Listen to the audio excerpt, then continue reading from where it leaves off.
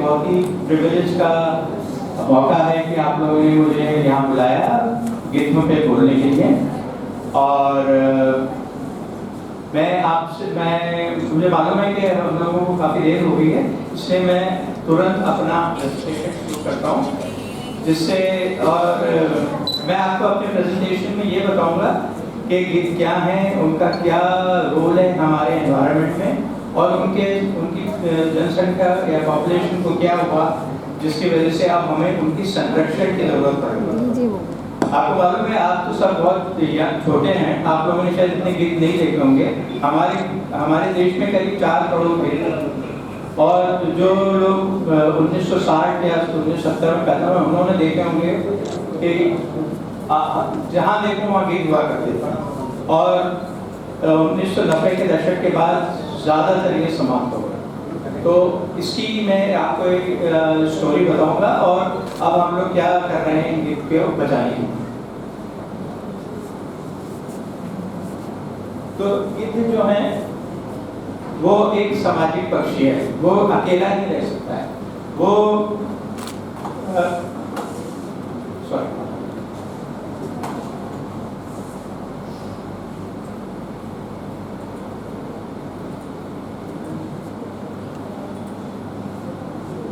अकेला नहीं रह सकता, वो झुंड में रहता है, और एक बड़ा पक्षी है। ये करीब 5 किलो से 10-12 किलो तक का होता है। और लेकिन ये क्या करता है, ये पंख फड़फड़ा के जो पृथ्वी से गर्म हवाएं निकलती हैं उसमें चला जाता है, जिसको हम थर्मल्स कहते हैं। और फिर वो थर्मल पे उड़ते रहते हैं, और ये 1 घंटे में करीब 100 किलोमीटर दूर चले जाते हैं। और ये जब हवाओं में उड़ते हैं तब कोई एनर्जी स्पेंड नहीं करते, और जब ये हवा में उड़ते रहते हैं तो ये एक तो अपने एक दूसरे का ख्याल रखते हैं, दूसरा ये देखते रहते हैं कि धरती पर और जो स्कैवेंजर्स या प्रेडेटर्स होते हैं वो अगर एक तरफ जा रहे हो, कौवे एक तरफ जा रहे हो, तो वहाँ जाके देखते हो क्यों जा रहे हैं। और अगर उनको एक मरा हुआ जानवर दिखता है तो वो जो जिस गिद्ध को मरा हुआ जानवर दिखता है वो वहाँ पे घूमने लगता है। और जैसे वो घूमने लगता है तो और जो गिद्ध हवा में उड़ रहे होते हैं उनको पता लगता है वहाँ आना है, चलो। और इस तरह से गिद्ध एक को देख के 100 किलोमीटर से ज़्यादा की डिस्टेंस से आ जाते हैं, और वो जो मरा शव है उसको बिल्कुल ढक लेते हैं। और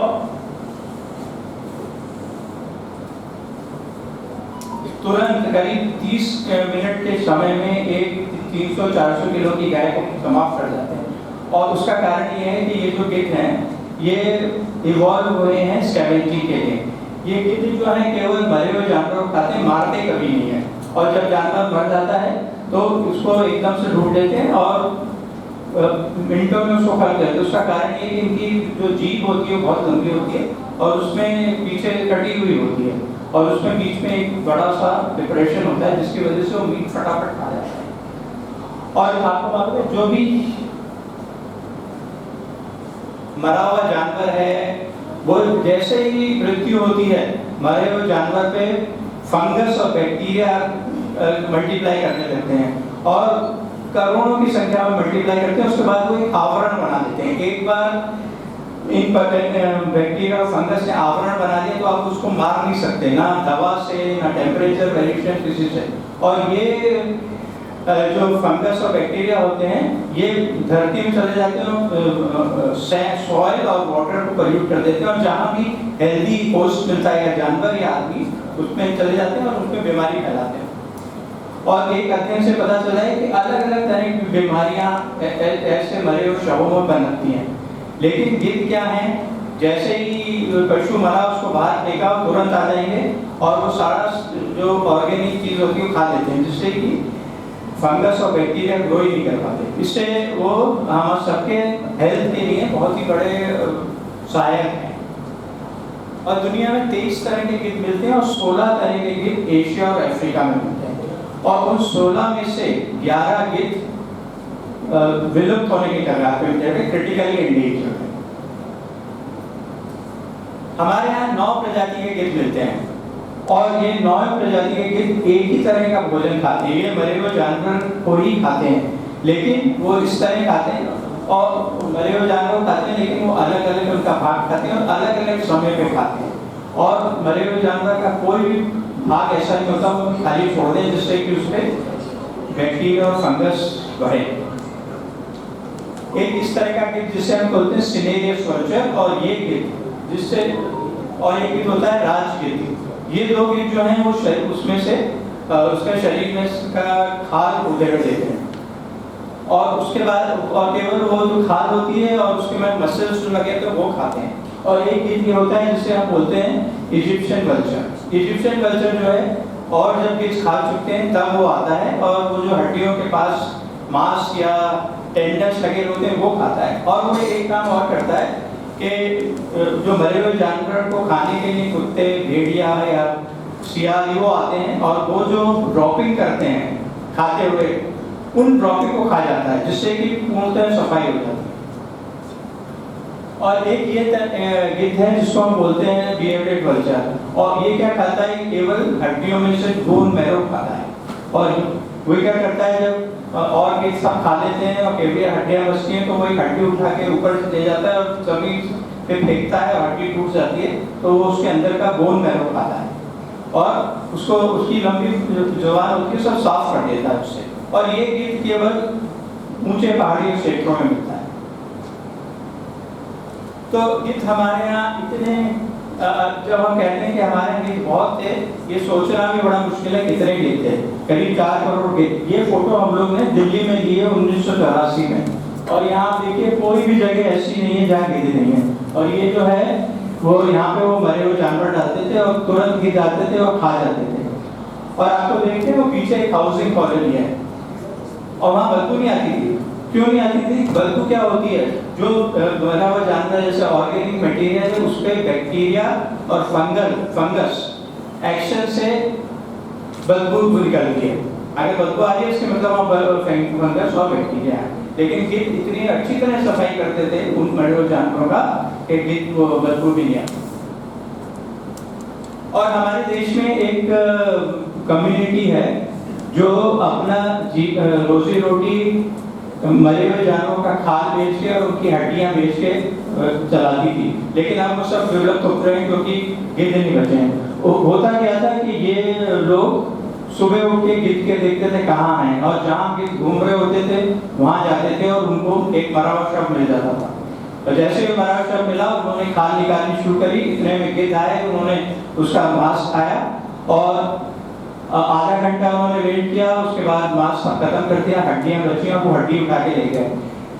जो इसकी खाल है वो तो चमड़े के उद्योग में काम आती थी, और जो हड्डियां हैं उससे जेलेटिन बनती है। और जेलेटिन आपको मालूम है सब चीज में काम आती है, चाहे वो टूथपेस्ट हो या कैप्सूल हो, सब में। तो इन लोगों के लिए अच्छी रोजी रोटी चलती थी। लेकिन अब क्या होता है, वल्चर बचे नहीं। 1990 के दशक में 90% कब खत्म हो गए। अब क्या होता है, जहाँ मरा हुआ जानवर गया वहाँ पहले आवारा कुत्ते पहुँच जाते हैं, वो उसके खाल को हरा कर देते हैं और इन लोगों को, ये लोग जब तक पहुँचते हैं उनको खाल नहीं मिलती है और इसलिए वो ये लोग, इनका बिजनेस ही खत्म हो गया है। और हमारे देश में एक पारसी समुदाय है जिसके लोग क्या कहते हैं कि अगर मृत्यु हो गई इसका मतलब शरीर दूषित है और उस शरीर को हम ना हवा, ना पानी, ना जमीन कहीं नहीं दे सकते, एलिमेंट्स को नहीं दे सकते, क्योंकि पारसी समुदाय के लोग उनका पूजा करते हैं।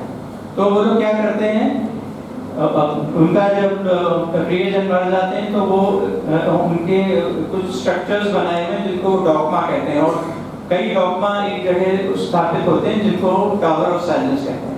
वहाँ पे अपने मरे हुए प्रियजनों के शरीर को रख देते हैं और वल्चर सब खा जाते हैं। और ये सबसे इको फ्रेंडली तरीका है शरीर को अंतिम संस्कार करने का। आप शरीर को जलाइए तो ग्रीन हाउस गैस निकलती है, हमको दफनाएं तो वो पोल्यूशन होता है, इससे कुछ पोल्यूशन नहीं होता है। लेकिन अब गिद्ध खत्म हो गए हैं, इस समुदाय के लोगों को बहुत दिक्कत होती है अपना अंतिम संस्कार करने के लिए।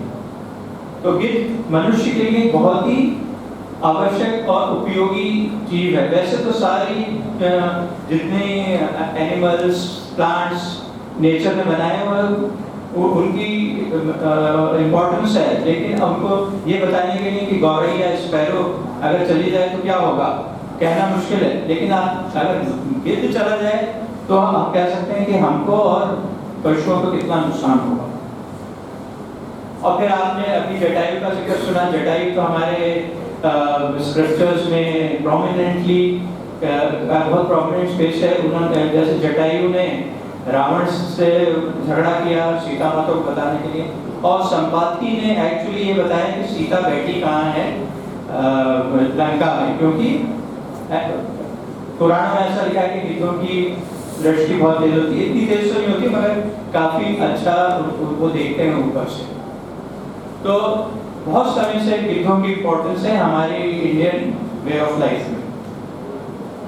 तो जब कोई चिड़िया सैकड़ों हजारों की संख्या में होती है, अगर वो आधी भी रह जाए, जैसे 4 करोड़ है संख्या और आधी रह गई 2 करोड़, तब आप उनको पता नहीं कर पाएंगे कि उनकी संख्या गिर रही है। उसके लिए क्या जरूरी है, लगातार उनकी पॉपुलेशन का एस्टिमेट करते रहना चाहिए। हर 15 दिन में, 20 दिन में अगर आप ऐसा करते रहें तो आपको आइडिया लग जाएगा कि पॉपुलेशन घट रही है, बढ़ रही है। वही काम बॉम्बे नेचुरल सोसाइटी सब शिकारी पक्षियों के लिए या रैप्टर्स के लिए सारे देश में करती है। और हम लोग ये काम केवल नेशनल पार्क में कर रहे थे, इसलिए हमें 1990 के दशक में पता लगा कि गिद्धों की संख्या कम हो गई। पहले वहाँ पे बहुत गिद्ध थे और 2000 तक, पहले करीब 2000 गिद्ध थे 29 स्क्वायर किलोमीटर में, 2000 तक सारे गिद्ध खत्म हो गए, बिल्कुल नहीं दिख रहे थे। उसके बाद हमने सारे देश में सर्वे किया और हर 4 साल हम उसके सर्वे करते हैं, तो उसमें पता लगा कि सारे देश में सन 2000 तक 95% गिद्ध खत्म हो गए थे और 2004 तक 97 और 2007 तक 99% गिद्ध खत्म हो चुके। और मगर हम लोगों ने उसके बाद बहुत सारे कंजर्वेशन मेजर्स लिए, उसकी वजह से 2012 में उनकी संख्या घटनी कम हो गई और उनकी संख्या में कुछ बढ़ा होता है, खासतौर से व्हाइट बैक बल्चर और लॉन्ग बिल्ड बल्चर, 2 प्रजातियों के। अब जैसे गिद्ध नहीं है तो पशु, मरे हुए पशु को लोग बाहर फेंक देते हैं और उनमें ये हालत होती है। ये जो आपको सफेद सफेद दिख रहे हैं, ये मक्खियों के लार्वे हैं, जिसको हम क्या कहते हैं, मैगट्स। और ये हजार लाखों की तादाद पे, और हमें जो नहीं दिखाई दे रहा है वो फंगस और बैक्टीरिया। तो अब बल्चर नहीं है तो ये हाल होता है, उससे हमारे शरीर पे और हमारे जानवरों की सेहत पे बहुत फर्क पड़ता है।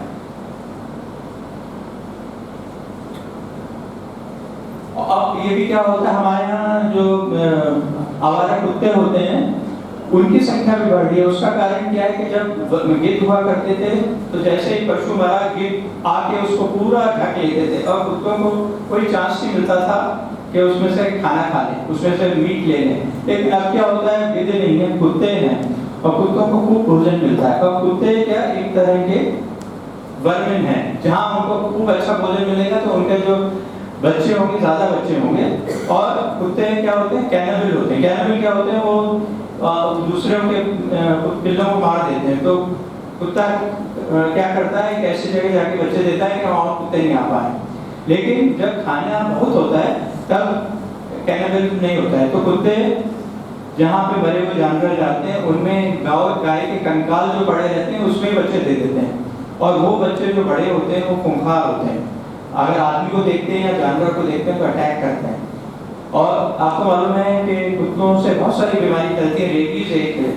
तो गिद्धों के खत्म होने से ये भी एक बहुत बड़ा नुकसान हमारे सोसाइटी को फेस करना पड़ा। तो जब गिद्ध खत्म होने लगी 90 के दशक में, तब हम लोगों ने ये देखा कि अब क्या प्रॉब्लम है, क्यों गिद्ध मर रहे हैं। तो हमें गिद्ध ऐसे गर्दन लटकाए हुए दिखते थे और वो एक बार आपने देखा कि गिद्ध सुस्त लग रहा है, बैठा हुआ है, तो 15 दिन 20 दिन में मर जाता था। तो हमने क्या किया, मरे हुए गिद्धों को उठाया, उनका पोस्टमार्टम किया, तो हमें पता लगा कि उनके शरीर पर चौक जैसा व्हाइट कलर के पाउडर उनके शरीर पे जमा हुआ था। इसको क्या बोलते हैं, विसरल गाउट। और ये कब होता है, जब किडनी फेल हो जाती है या गुर्दे फेल हो जाते हैं और किडनी यूरिक एसिड नहीं निकाल पाती है। तो यूरिक एसिड क्या है, शरीर के उन अंगों पे जमा हो जाता है। तो 76% वर्षों में ऐसा मिला। और ये समझ में नहीं आ रहा था ऐसा क्यों मिला। तो फिर क्या हुआ, कुछ अमेरिकन वैज्ञानिक पाकिस्तान में काम कर रहे थे वल्चर्स पे, तो उन्होंने क्या पाया कि उनके यहाँ भी वल्चर्स मर रहे थे, उनको भी किडनी फेलियर हो रहा था, विस्टरल गॉट हो रहा था, लेकिन उन्होंने एक चीज और पाई कि जितने वल्चर्स किडनी फेलियर से मरे उनमें एक दवा जिसका नाम है डाइक्लोफिनाक, उसके अवशेष भी हो गए।